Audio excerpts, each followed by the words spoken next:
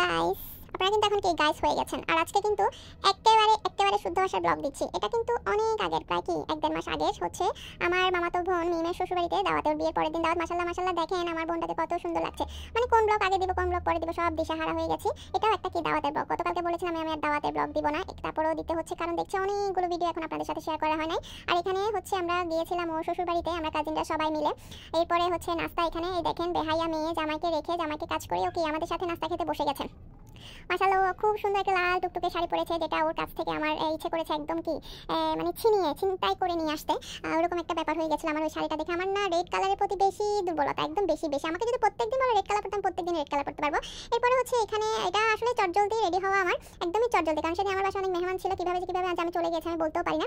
এরপর যে এখানে সবাই বসে আছি, বসে কি এখানে কি করছে আমি নিজেও জানি না।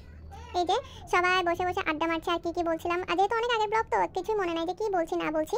আচ্ছা, এরপর আজকে যেহেতু শুদ্ধ ভাষা ব্লগ দিচ্ছি না, আমার কেমন জানি একটু লাগছে। এরপর এখানে হচ্ছে আমরা একটা কি ওরা বলছিল ইনো খেলবে, কোনোদিনও নামও শুনি না, তারপরে চুপ করেছিলাম, কারণ যদি বলে যে নাম শুনি না তাহলে একটা ইনসাল্টের ব্যাপার স্যাপার। এরপর এখানে হচ্ছে 369 একটা খেলা, এটাও নতুন শুনেছি, যেহেতু ঢাকার একটা মেয়ে এসেছিল, মানে ঢাকাই আর কি, মানে কি আর বলবো, ওর কথা না বললে না। খুব সুইট মেয়েটা, কিন্তু কি একটু কথা একটু বেশি বলার, যদি এটা শুনে থাকে জানি না রাগ করবে কিনা। আর তবে মেয়েটা খুবই সুইট, একটু চঞ্চল কিন্তু খুবই সুইট। ও কিন্তু এই খেলার মূল হচ্ছে ও বলছে চলো বোরিং না হয় একটা খেলা খেলি। আসে আমরা আচ্ছা ঠিক আছে সবাই। 369 খেলা কিন্তু খুবই মজার, খেলতে পারলে খুবই মজার। এরপরে দেখেন এখানে কে কি বলছে, একে ওকে মানে সবাইকে একজন খালি এই যে ইনসাল্টই করছে। আর একে দেখেন, এটা হচ্ছে আরেক মাস্টার, কি আর বলবো।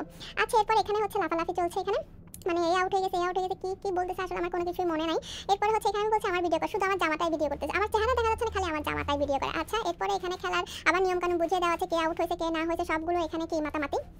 এই যে মাতামাতি চলছে কে কি বলতেছে না বলতেছে, ও বলতেছে ও আউট হয়েছে, ও বলতেছে না, আবার প্রথম থেকে শুরু করতে হবে, এই হচ্ছে কথা। এরপর এখানে একটু আমাকে ভিডিওতে দেখা যাচ্ছে, আজ ওদেরকে বলি যে একটু মুখ দেখা যায় মতো ভিডিও করো, ওরা কি করবে খালি জামা ভিডিও।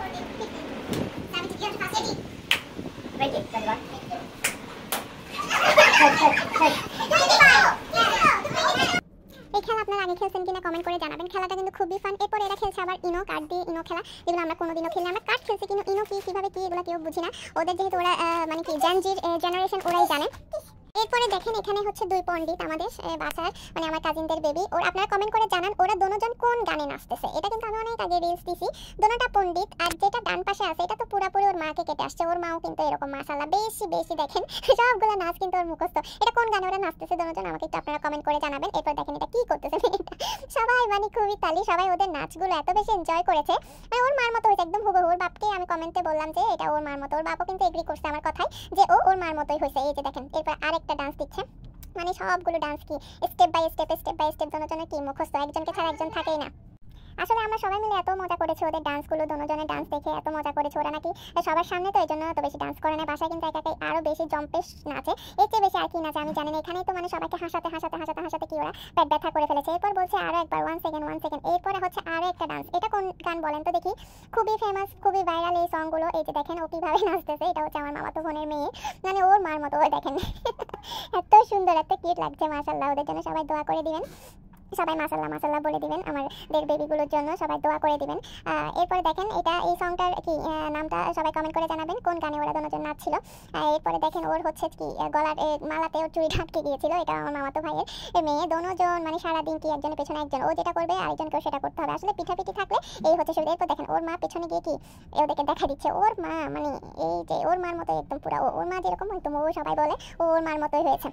এরপর হচ্ছে এই ডান্স শেষ করার পর এইদিকে হচ্ছে আমাদের এখন হচ্ছে অলমোস্ট তখন 12টা, আমাদেরকে ভাত ওরা দিয়ে দিয়েছে টেবিলে। অলমোস্ট অনেক আসলে লেট হয়ে গেছিলো সেদিন, সবাইকে খেতে আমরা গিয়েছিলাম অনেক লেট করে, অনেক বেশি লেট হয়ে গেছিলো। এরপর খাওয়া দাওয়া করে আমাদের কিন্তু চলে আসার পালা।